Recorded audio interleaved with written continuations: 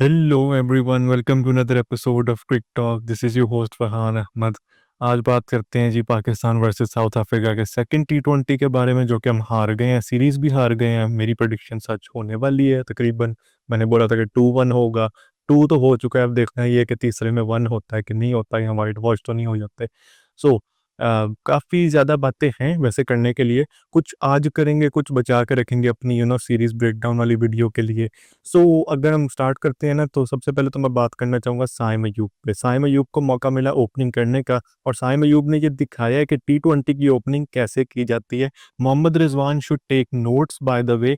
He should know कि this is how you open in a टी20 in 2025 now. ये ही होता है जब आप एक इम्पैक्ट प्लेयर को ओपनिंग पर डालते हो, वो इम्पैक्ट क्रिएट करता है. शुरू में साइम थोड़ा सा स्ट्रगल कर रहा था, पहली 10 गेंदें आई थिंक कोई रन नहीं थे. लेकिन उसके बाद जब रिजवान आउट हुआ है और उसके बाद बाबर आया, 2 चौके लगाए बाबर ने, और उसके बाद से ऐसा मोमेंटम शिफ्ट हुआ कि साइम बिल्कुल मलाई की तरह खेल रहा था. मैं मतलब उसके स्ट्रोक्स जो थे ना, मलाई मक्खन मलाई लग रहे थे भाई, मैं सही बताऊँ तो. साइम बहुत ही कंफर्टेबल लग रहा था. He was playing exceptionally well. जो उसने 9 लोग सिक्सेस मारे हैं, सारा कुछ किया है. बेहतरीन किस्म की इनिंग्स उसने खेली है. 98 नॉट आउट बनाए 57 गेंदों पे. Kind of gutted for him not to get a टी20 100 बाय द वे, बट लेकिन मैंने देखा था कि उसके पास अपॉर्चुनिटीज थी भाई. 18th ओवर में, 19th ओवर में ही कुडंट कैपिटलाइज, और एक कैच भी ड्रॉप हो गया था उसका 97 पे. So it's not anyone's fault के Saim didn't get to 100. I am sure he himself would be gutted, but I think he understood the assignment. He knew कि यार टीम के रन ज़्यादा इंपॉर्टेंट है मेरे 100 से, क्योंकि अगर टीम के रन ज़्यादा इंपॉर्टेंट ना होते तो वो आखिरी ओवर में इरफान को या अब्बास को बोल देता कि सिंगल करके मुझे दे दो, मैंने 100 करना है. लेकिन ऐसा नहीं किया उसने. ऑब्वियसली वो थोड़ा सा तो परेशान होगा कि यार 100 नहीं हुआ, लेकिन उसको पता है कि आपको ग्रेटर गुड के लिए सेक्रीफाइस करना पड़ता है. And that is exactly what Saim Ayub did. And that also shows maturity from him, from his side. That shows that he is very mature as a batter, as a cricketer, as a player on the field. He thinks about the team. He thinks about what the team needs instead of his personal milestones, which is a huge relief, by the way, which is a breath of fresh air. क्योंकि हमने ऐसे instances देखे हैं Pakistan cricket में past में, जहाँ पे personal milestones को प्रेफर किया गया टीम के माइलस्टोन के ऊपर या टीम के अचीवमेंट्स पे. So this was really good by the way. This was a really good knock. Irfan Khan Niazi was brilliant as well. 30 run scored off 16 deliveries. बंदा आया था 15th ओवर में, आई थिंक जब 4 विकेटें गिर चुकी थी, 6 नंबर पे आया, और उसने आके बड़ा ही बेहतरीन किस्म का कैमियो खेला. अच्छा फिनिश करके दिया उसने साइम के साथ. और फिर एंड पे अब्बास अफरीदी की भी थोड़ी सी छक्के चौके थे, जिसकी वजह से हम 206 पे पहुंचे. 207 का हमने टारगेट दिया. It was not far score in that ground, I would say. I think Centurion का जो ग्राउंड है जोहानिसबर्ग का, वहाँ पे 230 होना चाहिए था, 230 240. बट देखो, पाकिस्तान की वो टीम थी जिसने 2022 के बाद से अभी तक 200 नहीं था किया किसी भी टी20 में, पहले बैटिंग करते हुए. सो ये बहुत बड़ा एक रिलीफ था कि पाकिस्तान टीम इस तरह खेल सकी कि इन्होंने 200 अचीव किया. मैं तो इस चीज़ को एज़ अ पॉजिटिव देखता हूँ. हाँ, ज़ाहिर है शॉर्टकमिंग्स पे वर्किंग करनी चाहिए, लेकिन ये जो 200 किया है ना, ये जो इंटेंट था, ये जो इम्पैक्टफुल नॉक्स थे, ये मुझे अच्छे लगे, ये मुझे स्ट्रैटेजी अच्छी लगी. So I would love for them to continue playing this way regardless of the result. ठीक है, आप किस रिजल्ट का मत सोचो, आपने जो क्रिकेट खेलनी है इस टाइप की आप वो खेलते रहो, इसी से आपको लॉन्ग रन में बेनिफिट मिलेगा. So this was really good cricket from Pakistan in the first half. लेकिन फिर सेकंड हाफ आया, और we always knew it was going to be a belter of a surface. It was going to go for runs. ठीक है, square boundaries जो थी वो बहुत छोटी थी, और उस पे पाकिस्तान ने तो उतना ज़्यादा कैपिटलाइज नहीं किया. लेकिन साउथ अफ्रीका ने पूरा पूरा कैपिटलाइज किया. 2 अर्ली विकेट्स उनकी गिर चुकी थी पावर प्ले में, लेकिन they did not slow down, they did not stop at all. They played magnificently well, especially Rasif Vandadusan and Reza Hendricks, जिसने 117 रन बनाए. I think player of the match वही बंदा था.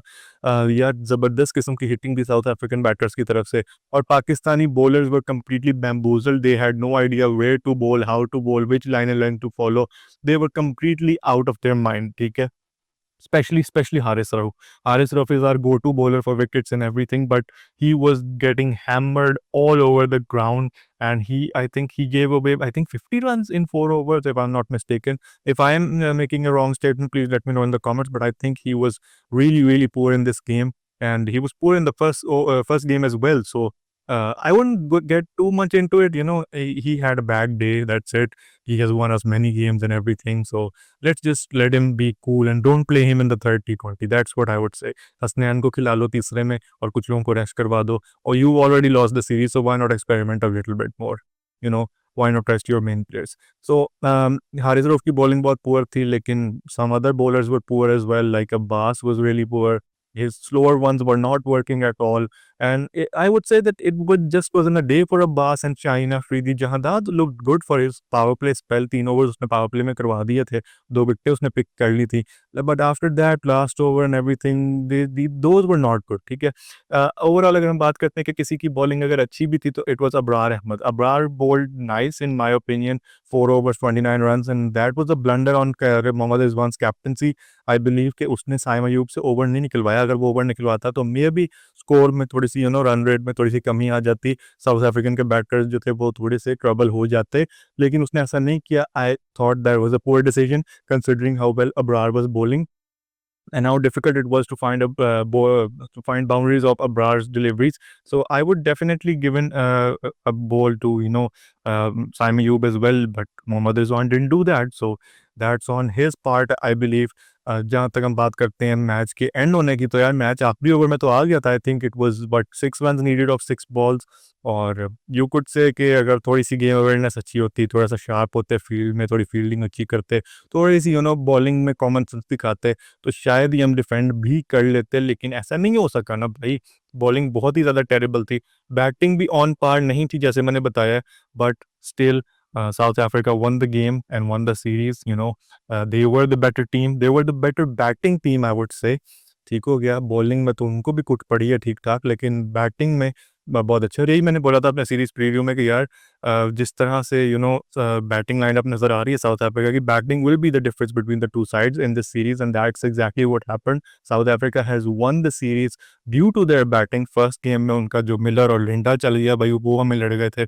और सेकंड इनिंग्स में या सेकंड मैच में Reeza Hendricks और आसिफ अंदर. सो their batting was top notch, ठीक है, and that also shows how well behind Pakistan is in the world of T20 cricket. But they should stick with this template. They should stick with batting first, and Saim Ayub and other people going hard at the ball, throwing the kitchen sink at it. That's what you need in T20 cricket nowadays. So this will wrap it up. I'm done talking about everything. I think जो चीज़ें रह गई हैं वो हम series breakdown के लिए बचा के रखने हैं. सो उस वीडियो के लिए चैनल को सब्सक्राइब कर लो, बेल आइकन को भी प्रेस कर लो, ताकि जब वो वाली वीडियो आए तो आपको उसका नोटिफिकेशन जरूर मिल जाए.